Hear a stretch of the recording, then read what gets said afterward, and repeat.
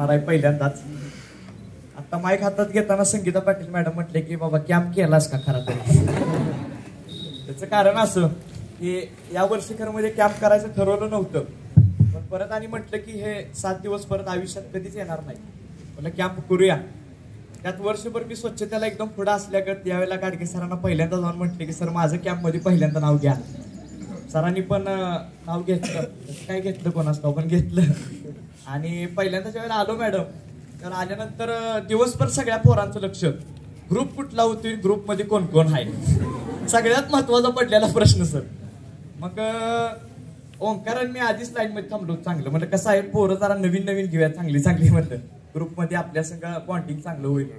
आणि गाडगे सरांनी बरोबर आम्हाला ठेवलं पाठीमागं सगळ्यांचा ग्रुप झाला 10 तयार. मी ओंकार एकामेकाकडे बघायला लागलो, म्हणजे शेवट दोघंच राहतोय काय आपण. मग काय नाही बघितलं, दोघं तिघं आले, म्हणजे फक्त पोरांचाच ग्रुप आमचा तयार झाला, पुरी काय आमच्यात नाहीतीच. म्हटलं असं संघर्ष आपल्याला कायमच आहे. मला सांगतो एवढं काय थांबा ना, टेन्शन यासाठी आलं मॅडम, पुरी ग्रुप मध्ये ह्याचं टेन्शन नाही आलं, आता भांडी घासायला लागणार म्हटलं आपल्याला. आता म्हटलं परत काय करायचं, म्हटलं असं ते ओंकार तेवढ्यात नशीब बघा, देव तारी त्याला कोण मारे. सकाळी उठून लगेच 3 पोरी इन झाल्या ग्रुपमध्ये, लगेच दुसऱ्या त्या येणार होत्या, त्या आमच्या ग्रुपमध्ये आल्या. बरं झालं आता भांडी घासायला काय अडचण नाही. तेवढ्यात त्या पण म्हणल्या तुम्ही आम्हाला भांडी घासायला लावणार नसलं तरी येतो. डिमांड सुरू झाली हो, त्याची म्हटलं निम्मी आम्ही घासतो निम्मी तुम्ही घासा. पण आल्या, मला सांगतो बॉन्डिंग सुरू झालं, आम्ही बोलत होतो. त्यानंतर सकाळी उठलो, पहिल्यांदा मला वाटायचं गाडगे सर मला काय म्हणणार नाहीत, काम बिम कर जरा, पण ते दुसरं काय तसं देत सांभाळ. सरांनी उठले गेटच्या बाहेर काय असेल तिथं कामच करायचं.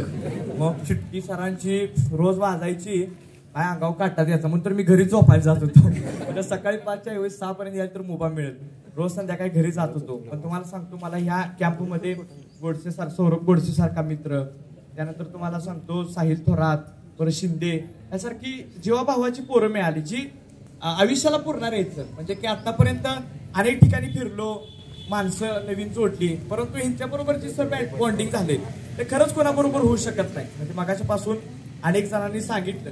आणि सर खरं म्हणजे की माझा सगळ्यात खास मित्र आहे, तो सुद्धा मला मागल्या वर्षी NSS कॅम्पमधूनच म्हणजे मला मिळाला होता, किंवा त्याचं माझं नातं तयार झालं होतं.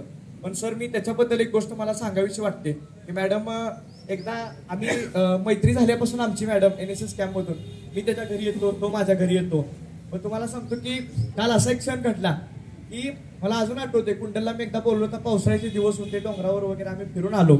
आणि आल्यानंतर मला म्हणतो मी घरी सोडायला येतो, पण नेहमीच तो त्याच्यापेक्षा माझी जास्त काळजी घेतो. पाऊस पडत होता, त्याला वाटलं की हा पुढे गाडी चालवणार, पाऊस पडतोय, म्हणून त्यानं कुंडल फाट्यावर सोड म्हणला. मी म्हटलं का, तर मला म्हटलं मला रनिंगचं प्रॅक्टिस करायचं आहे. आणि पाऊस प्रचंड पडत होता, त्या पावसात तो न डगमगता न भेटा कधीही त्याच्या डोळ्यात अश्रू आले नाहीत. मी त्याच्या खांद्यावर काहीतरी डोकं ठेवून रडला असेल, तो कधीही रडला नाही.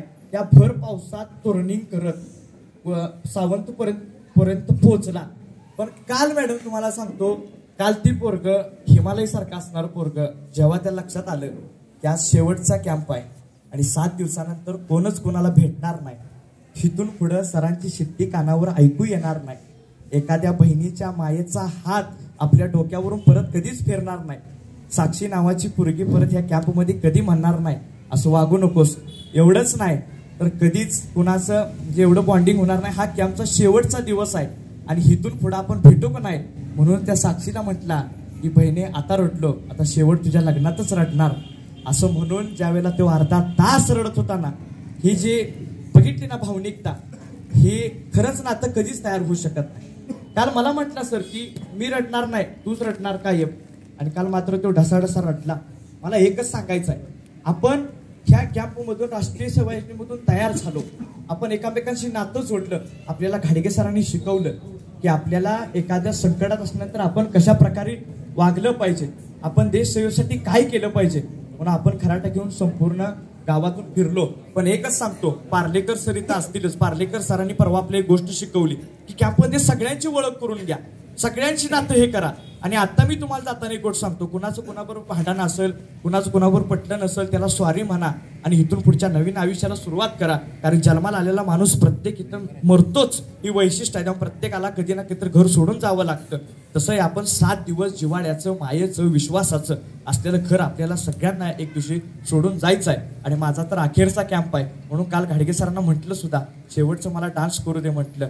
म्हणून मी तुम्हाला सांगतो, नाचलो मनसोक्त, खाली बसून नाचलो, दोघांनी व्हिडिओ सुद्धा केलं. म्हणजे व्हायरल तेवढं काही करू नका, भाषणात सांगतोय असं वागा तसं वागा आणि हेच लागलाय नाचायला, असं होईल. पण एकच सांगतो, सगळ्यांनी चांगल्या पद्धतीने हे करूया आणि आपलं आयुष्य हे करूया. जर माझ्याकडून ह्या कॅम्पमध्ये कुणाचं मन दुखावलं असेल, कारण माझा फटका स्वभाव आहे, पोरीसनी तर मी काय पण बोलतो, तो पोरासनी तर, सायलील तर आमच्या खास करून जास्तच, कधी आले की जेवाय वाडकी काय झालंय, मान आलाय काय तुला, असं प्रत्येक वेळेला बोलून सगळ्यांना दमवलं. मॅडम असतील, सर असतील, खरंच मनापासून माफी मागतो. पण मी पण ठरवलं होतं शेवटचे 7 दिवस आहेत एन्जॉय करून घ्यायचे, पण मी करून घेतले होते. खरंच माझ्याकडून काय चुकलं असेल तर मनापासून माफी मागतो. आणि एकच जाताना सांगतो की ज्या वेळेला देशात, भारत देशात, महाराष्ट्रात कुठलं संकट आला असेल, पूर आला असेल किंवा एखादी कुठलीही गोष्ट घडेल, तर ही फौज खाडगे सरांनी तयार केलेली आहे, लक्षात ठेवा. आणि ही फौज विश्वासानं काम करणार आहे. त्यामुळं ज्या वेळेला आज सांगली जिल्ह्यात सर अनेक कॅम्प झाले असतील, पण तुम्ही कधीही एक फोन करा, कॉल करा, एक हाक मारा, ही पोरं तयार असतील, एवढं विश्वासानं सांगतो. आणि धनदत्त बोरगवांच्या कवितेनं शेवट करतो, सांगायचे होते मला, सांगायचे झाले नाही, सागरला तट कधी ओलांडता आले नाही, उंच उंच आबळ आला, गाठायचे होते मला, मातीशीचे नाते कधी तोडायचे झाले नाही, तोडायचे झाले नाही. धन्यवाद.